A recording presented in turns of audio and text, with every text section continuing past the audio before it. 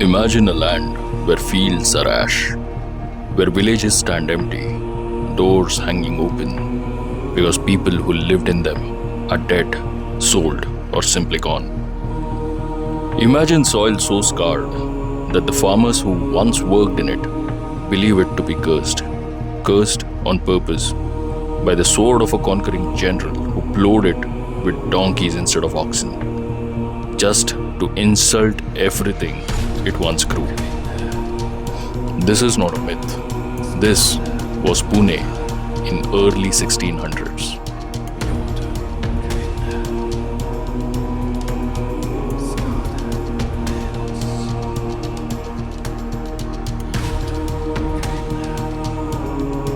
And into this broken land walked a boy who was not yet a king, not yet a warrior, not yet a legend, but just a child, watching his mother survey the ruins with quiet, burning resolve.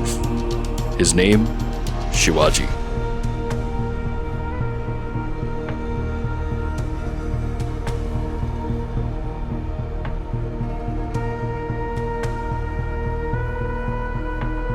Before there was a Swarajya, there was a mother's voice in the dark. Rajmata Jijau did not raise Shivaji simply to inherit a title. She raised him to deserve one. Each night, she filled his mind not with lullabies, but with the stories of Ramayana and Mahabharata, stories of Rama's duty, stories of Arjun's discipline, stories of kings who ruled not because they were born to power, but because they were willing to protect the powerless. She taught him something more dangerous than any weapon: self-respect.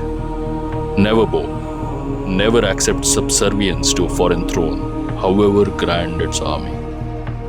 To young Shivaji, Jijau was the architect of his conscience, a conscience that would one day refuse to kneel before a sultan or an emperor. This is the part of the story that people rush past. But without Jijau, there would have been no Shivaji. The sword came later, the spine came first. When Jizabai and a young Shivaji arrived in Pune along with their trusted administrator Dadoji Kundev, what they inherited was not a rich Jahagir. They inherited a graveyard.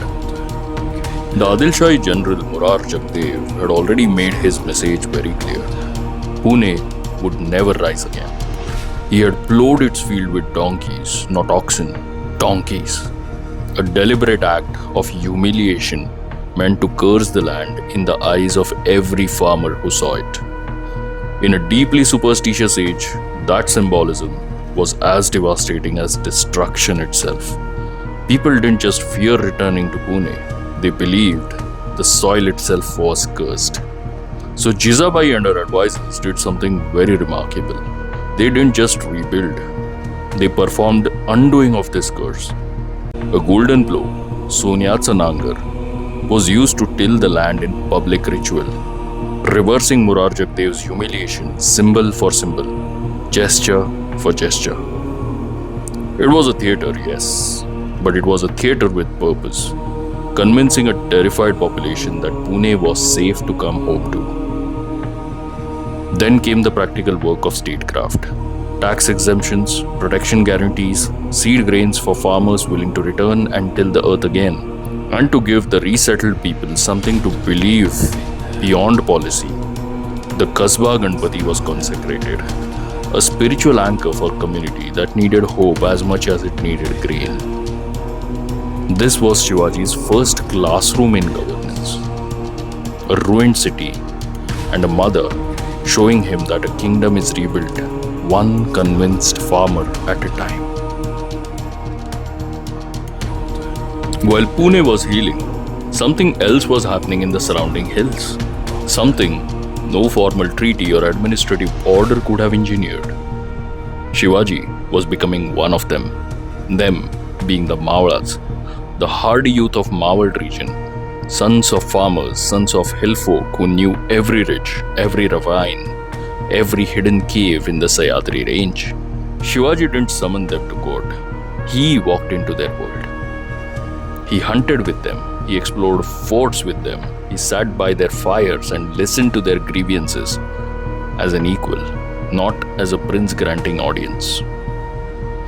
This mattered more than it seems. Years later, this same intimate knowledge of the terrain, learned not from maps but from friendship, would become the backbone of Ganimi Kawa, the guerrilla warfare that let a small Maratha force outmaneuver empires. But right now in this moment, it was simpler than strategy. Shivaji treated the Mavalas as his own brothers, and brothers do not abandon each other on a battlefield. Governance for Shivaji was never theoretical. Even as a teenager, he took active role in dispensing justice. And he set a standard almost unheard in that era. Crimes against farmers, against the poor, against the vulnerable were dealt with sternly.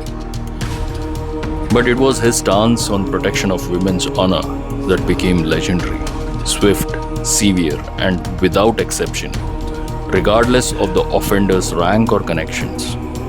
This wasn't populist theater. This was a teenager quietly redefining what a ruler owed his people, while simultaneously absorbing every lesson Dadoji Kondev could teach him about revenue collection, record keeping, and resolving disputes. He was building two things at once: a reputation and a system. Every Jagirdar of that era understood one unspoken rule: you served a sultan. You could rise, you could prosper, you could rebel. But ultimately, you knelt before Bijapur, you knelt before Delhi, or you knelt before Golconda. That was the order of the world at that time. Shivaji rejected that premise entirely.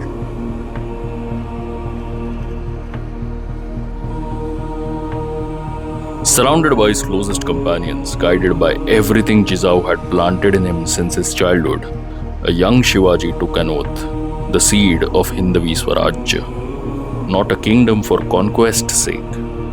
It was self-rule dedicated to justice, to religious freedom, to welfare of ordinary people who had spent a generation being plowed over. It was almost impossible to comprehend a 15-year-old boy already issuing official letters bearing his own seal. The first one dated 28th January 1646. Already thinking not like an heir, but like a founder. But none of this happened in isolation. Behind young Shivaji stood a strategist working on an entirely different scale. His father, Shahaji Raje Bhosle, or as we call, Maharaj Sahib. Shahaji Raje was quietly building two kingdoms at once, in two different corners of Deccan. In 1636, he split his estates deliberately. The Karnataka Jahagir to his elder son Sambhaji, and the Pune Jahagir to his younger son Shivaji, placed under the guardianship of Dadoji Kondev, backed by roughly 5,000 troops and control of 15 to 20 forts. This was not an accident of inheritance. This was a calculated positioning of pieces on a board only Shahaji Raje could see in full. In Bangalore, Shahaji Raje held court like a king. In Pune, through his son, he was doing the same. Both administrations issued their own seals in Sanskrit and held their own courts. It was a quiet, patient act of defiance, dressed up as a routine Jahagirdari administration. By 1648, the Bijapur court had noticed. The Adilshahi, uneasy at watching two independent centers growing under his own territory, launched two separate operations to bring both father and son back in his control. The seed of Swarajya had been planted. The empire it threatened now began paying attention. A mother who forged a conscience. A ruined city rebuilt on trust and symbolism. A boy who called hill farmers his own brothers. A father playing a longer game across two kingdoms. And an oath sworn in secret that an empire was about to take seriously for the first time. The pieces are on the board. In the next episode, we watch Bijapur move against them. If this story moved you, subscribe to Empires of Bharat and let us know in the comments. What do you think of Shahaji Raje's quite calculated strategy behind the throne?